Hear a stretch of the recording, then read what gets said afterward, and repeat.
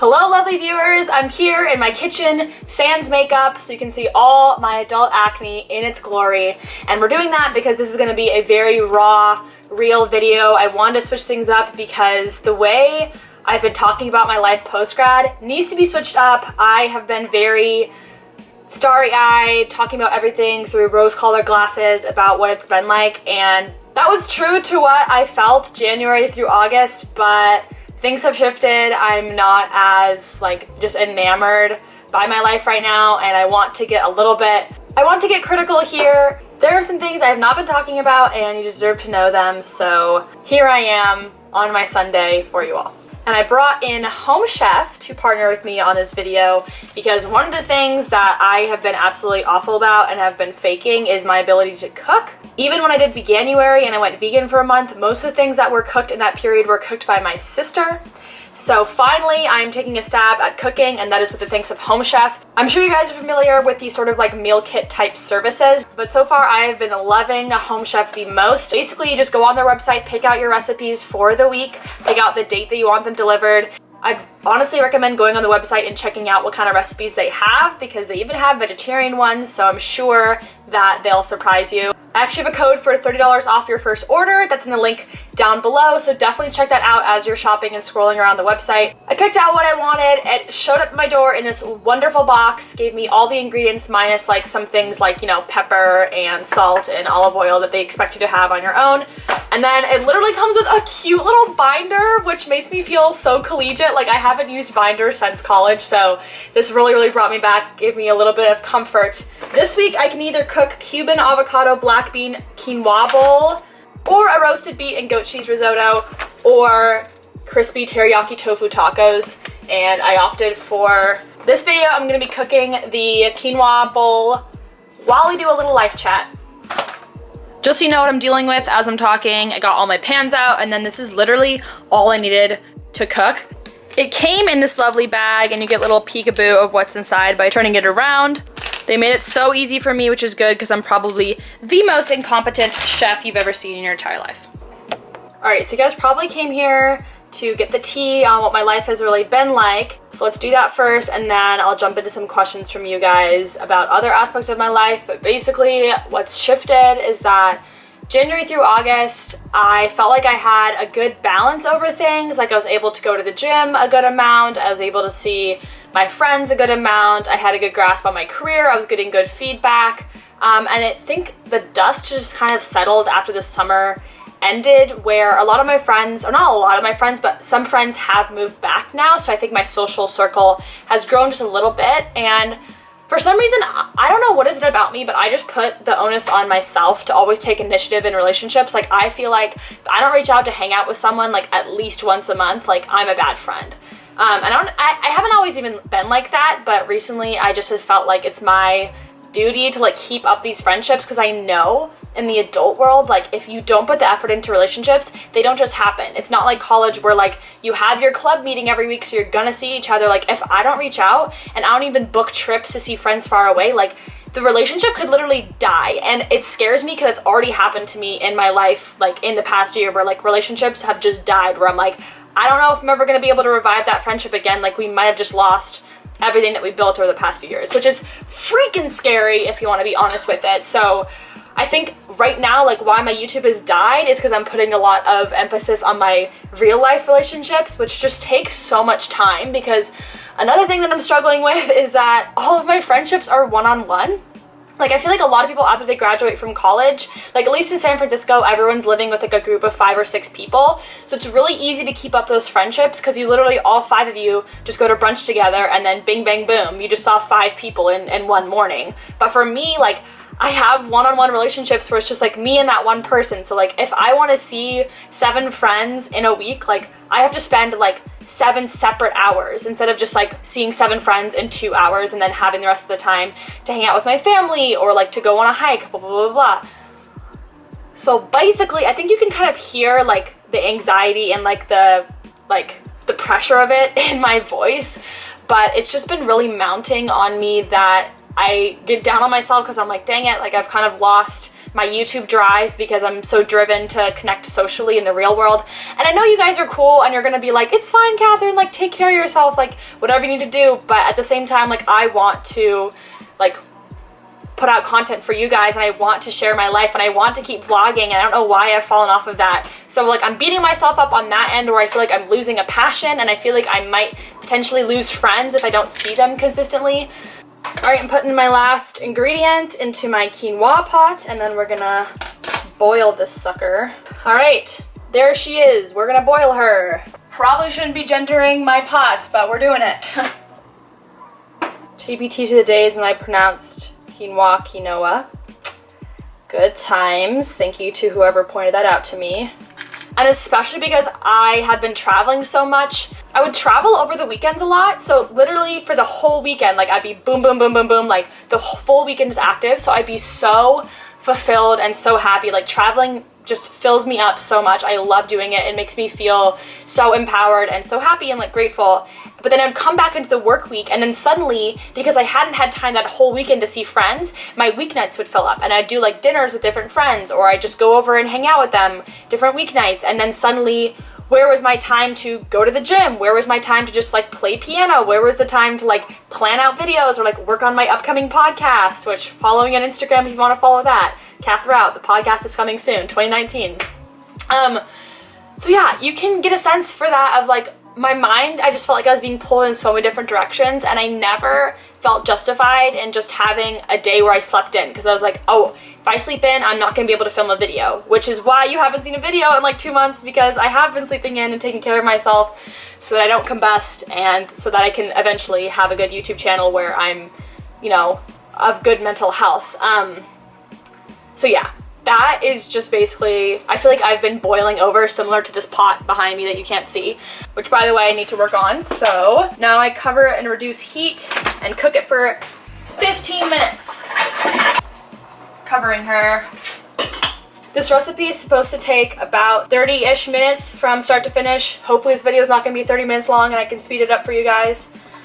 So it's actually not that bad timing wise. One little tip I have for you is if you have friends that are long distance after college or even during college, use your idle time to call them. So if you're cooking, especially because I have AirPods, I can just walk around and talk to people on the phone. Shout out to my AirPods, I love them. I'd be nowhere without them. Call people while you're cooking, call them while you're driving, like call them on your commute. Obviously you can't call them when you're at the gym or you're working out, but if your mouth is not occupied, use the time to call people. We're gonna work on the rest of the recipe now. It says to zest and half a lime. Don't even know what zest means, so I'm gonna half it, and we'll see about that. And then we need to mince the cilantro. Don't exactly know what mince means, so I'm probably just gonna have to YouTube that. A lot of personal development with cooking. We love that.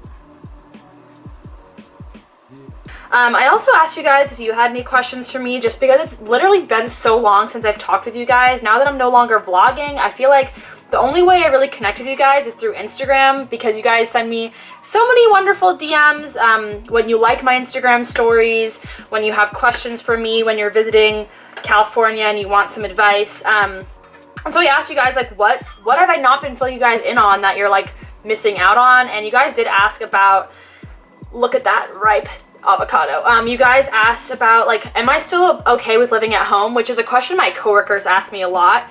And honestly, I first of all really like having someone to come home to. If I were living in San Francisco, I would have like 5 roommates, so this is true of whatever living situation I would have. But I really do like having people who I'm comfortable around, who I don't feel like I have to tiptoe around. And obviously, like, the finances of it, now that I'm sort of thinking through it, if I were to live on my own right now, I would be losing about $20,000 to $25,000 of my income a year on rent. I do pay a little bit of rent to my parents, so it's not completely, let's get this little sucker out of here. It's not completely without rent, but it pretty much is. I also think this is like the last time in my life that I'm ever gonna like 80% of the time you spend with your parents is before the age of 18. Like, think about that. So I'm just extending that by a little bit and making sure I have more time with my parents, because I really realized that they know me best and they know what's best for me, and the advice that they have for me is the best that anyone could give me. So I love living at home. I personally have a good relationship with my parents. I like them as roommates. Not the same for everyone, but I like having this home base to come back to. I like not living in San Francisco, just because the weather here is a little bit warmer. It's cleaner, it's greener. Actually, San Francisco is still pretty green, but anyway, I am okay with about an hour-long commute. I am going to do more day in my life in Silicon Valley vlogs, so get ready for those. Living at home is going fine. You guys also asked about like social life with coworkers, which I think I've talked about a little bit in a past video. I feel like I have a few coworker friends now, which is good, that I've seen outside of work, but I'm not too upset just because I realized like, wow, I spend 40 hours a week with these people. It's not the end of the world if I don't see them on the weekend. It's great when I do because it's fun, but if I don't want to like force it, so it is good to see friends other than the ones I work with on the weekend. But I do love my coworkers a lot. It's amazing to work with like all 20-year-olds. I know it's different for a lot of you where you're maybe the only young person in your office, but the good thing about tech is that you're usually surrounded by a bunch of youngins. Somebody asked about loneliness, which I think is really interesting, because in college, I remember in my vlogs, I would talk about not even being able to get time to myself, even if I wanted to. Like, if you're looking for a place to cry in college, it's honestly kind of hard to find because usually you're living with people in your dorm or your college apartment or house, so even if you have your own room, like, you don't really have, you know, and usually you don't have your own room, but you don't really have completely your own space. So you don't really ever get the opportunity to be lonely in college, and you do in post-grad life because, like I said, if I don't take initiative to see people, I'm not seeing people. I feel like because I've been so hyper paranoid about making sure I see all my friends, I have not been feeling lonely, but I do sometimes wonder what my life would be like if I lived in San Francisco where the bulk of the people that I know are. But right now, since I do have friends that are living around me, I don't feel super lonely. A lot of people ask how I make friends. Bulk of my friends I know from high school, so I'm lucky because I'm living in a place I've lived before, so I've already made friends here before. And then I do have a lot of work friends that I'll text and stuff, maybe not see all the time, but I keep in communication with. And then friends are friends, honestly.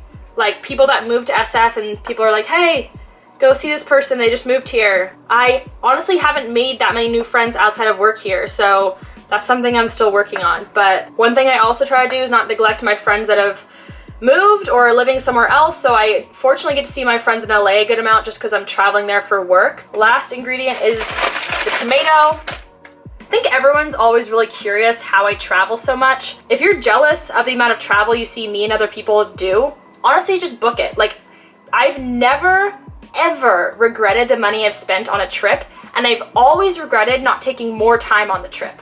Like, not expanding it a few days because I was worried about coming back to work. Like, always take the time. Like, you might regret paying for a dinner that sucked and wasn't yummy. You might regret paying for a piece of clothing that you get a stain on. You will literally never regret travel. So I highly recommend, if you're watching this video, you realize you haven't gone someplace, even if it's drivable distance, just book it. Like, just do your research, book it. Like, I just personally am always itching. Like, I really want to go to Austin, so I'm probably going to go to South by Southwest next year. Like, I really want to visit my friend Camille in Atlanta again because I loved Atlanta. Like, I really want to go to Lollapalooza in Chicago, so I'll probably do that. Like, I just do not regret the money that I spend on travel, and while I'm able-bodied right now and I'm not tied down by kids or pets, it's my time to travel, and so I really do give myself that.